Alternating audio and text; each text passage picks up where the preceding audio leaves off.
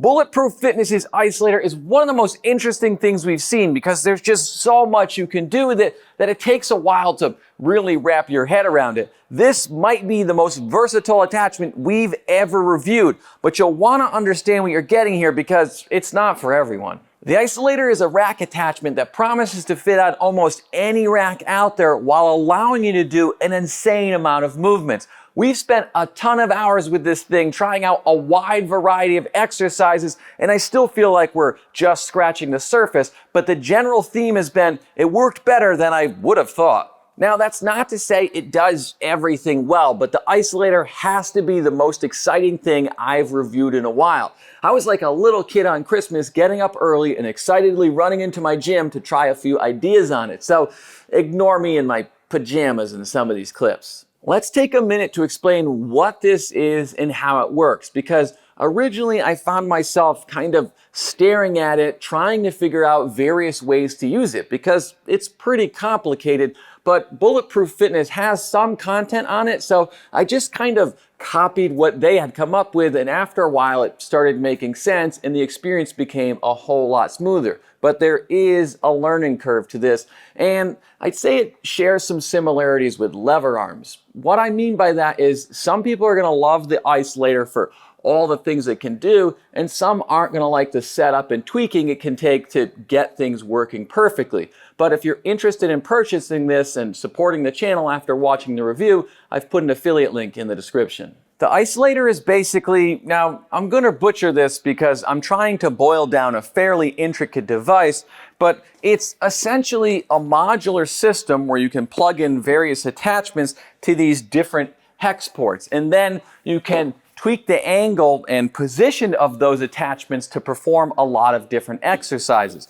So if I want to do preacher curls, for example, which we all know is the first thing I tried, I can adjust the seat pad's angle. If the arm isn't placed properly for me and my build, I can raise or lower it with this pop pin. Or if the weight is too much, I can adjust that lever arm, and I can even pull this arm back a little bit if I want to change the feel or vary the resistance curve because maybe I like it harder on the bottom.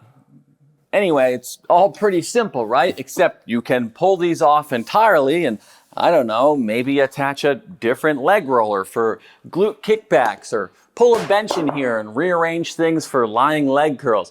And the possibilities are honestly a bit mind-boggling, which is the appeal of it. It can do so much, but there are some trade-offs. Before we get into specific examples of what worked well and what didn't, I want to talk about setting this thing up because that's a part you're really going to want to grasp if you're thinking of buying this. The more something can do, the more complex it's going to be. And while I think they've done a good job of making installation fairly simple, it is still a bit of a process. As you've probably figured out, it can take some testing and tweaking to find the best way to get all the attachments, angles, and lengths to work together. But that can also be the fun part if you're into tinkering.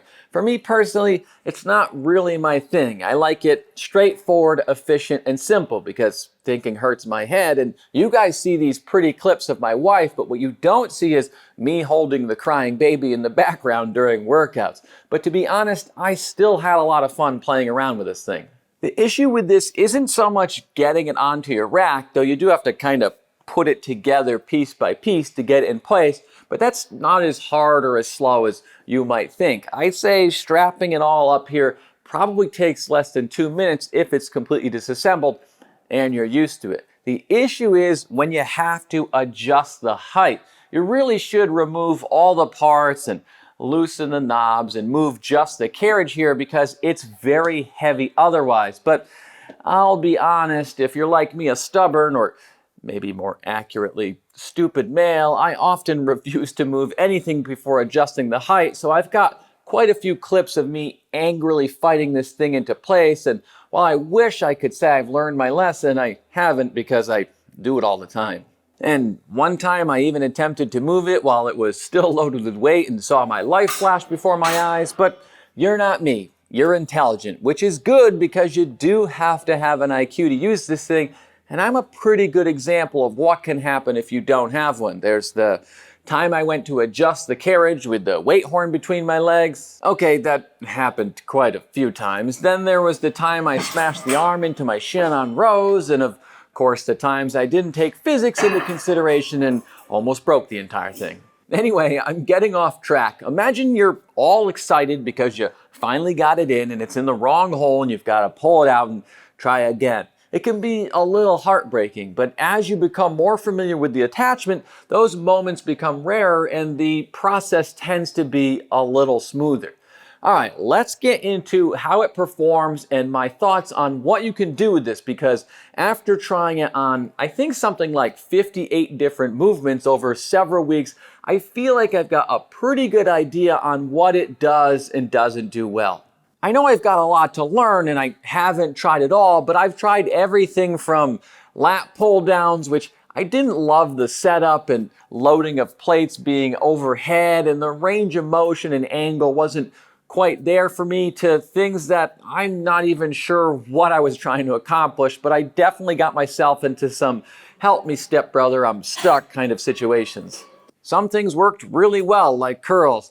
So many curls. I mean, I tried preachers and all kinds of variations with the machine, easy bar, dumbbells, you name it, and they all worked pretty well. I brought it through all kinds of booty exercises because you know how we feel about that around here, but I don't want to get my subs too excited by demoing these myself, so I'll just throw Winnie clips in. But things like glute kickbacks worked, and I really didn't think hip thrusts would, but it was pretty easy to pull off, though I have to admit the first time I tried it, I did get stuck again. Which makes this a good time to explain what I mean about tinkering. When I tried lying leg curls, I wasn't doing a good job of visualizing how to make it work, so it took 4 attempts to get it right. At first I tried it with an incline, then I adjusted my positioning, but that didn't quite feel right, so I adjusted again, and then I realized it's not that hard, I'm just an idiot. But nobody wants to see me do that exercise for a 4th time, so here's it working very well, and it's a good example of an exercise that's pretty easy to set up with some experience. But there were times I was getting frustrated trying to figure out how to make something work. For every exercise that was simple and worked well, like seated leg extensions, there was another that I couldn't quite get perfect, like assisted Nordic curls. And that's where I looked to the community to see what others had figured out. And I found guys like Joe Gray, the Carter Home Gym, and Flex Marks the Spot had found some creative ways to use this thing. And by the way, those guys all make great content, so you should go check them out. But that movement still just wasn't working for me. Interestingly, I was able to hook it up to my Aries after one of our Patreons gave us the idea of trying to attach it to a weight stack, and it worked. But this is probably a good time to talk about symmetry, space requirements, and its resistance curve. By symmetry, I mean that while you can flip the weight horn to face in either direction or make it stick out vertically, and you can even move this pivot arm to the opposite side, which can be helpful for certain exercises, these 2 fixed attachment points in the back are only on this side, which I was able to work around for the most part because I've got so much space around my rack, so I can flip the isolator around or just put it on a different post. But on the Aries, when mounting it to the right side, I couldn't use these back ports because the weight stack is in the way. Whereas mounted on the left side, I could use the ports, but I had to move things around because the pad sticks out almost 3 feet. Some of those issues aren't as big of a problem on a 6-post or a larger rack, but with a smaller setup like my compact 4-post, you may have to be creative to make things work, since ideally you'd want a good amount of space in front of, behind, and then kind of to the side where you're going to set up the isolator, which brings us to the resistance curve.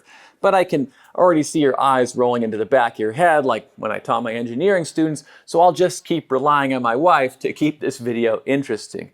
This lever arm can only pivot about 180 degrees, and you're not really getting much resistance when it's at its highest or lowest points, which means for some exercises, you're gonna have a limited range of motion. Sure, you can easily attach bands to tweak the resistance or use a weight stack, but the Isolator isn't designed to convert rotary motion into linear. So in this clip, you should be able to see the stack doesn't move consistently with the arm of the Isolator. Now, they are releasing additional attachments like a longer pivot arm and a longer weight arm and an adjustable leg roller that may remedy some of the things I've had issues with. So it's cool to see they're going to keep supporting and evolving this thing. Another cool thing they've done is they've made different sizes of this main carriage so it can fit on a ton of racks. And that includes 2x2, 2x3, and 3x3 with various holes and hardware sizes. And that's regardless of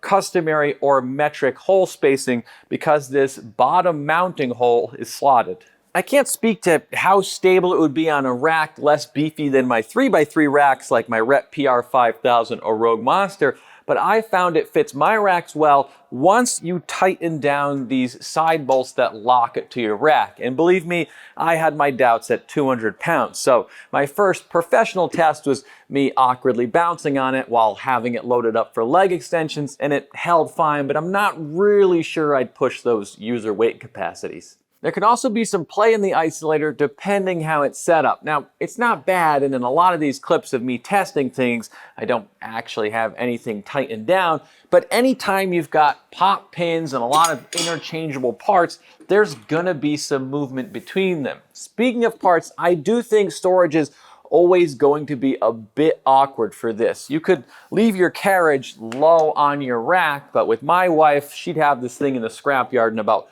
4 minutes with how often she runs into things, or you could leave it bolted to the outside of your rack, but with the various parts and pieces it comes with, it'll take some thought on how to figure out the best way to store it. This is a pretty well done attachment. I kind of thought since it's imported, we'd see the same cheap leg rollers and foam you typically do, but these are solid, and I think the vinyl and padding on these attachments will hold up well. Sure, the handles aren't really anything special, and you'll rip the powder coating off that weight horn pretty quickly, but overall, I'm a little surprised on how well made this is, though it does seem expensive, especially with shipping for what you're getting. Which makes this a good time for me to thank Bulletproof Fitness for sending me this to review. But I've spent more on things that do a lot less than this, like in the near future when I buy Rogue's manta ray bench. So subscribe so you can tell the police the exact moment my wife killed me and watch my final review.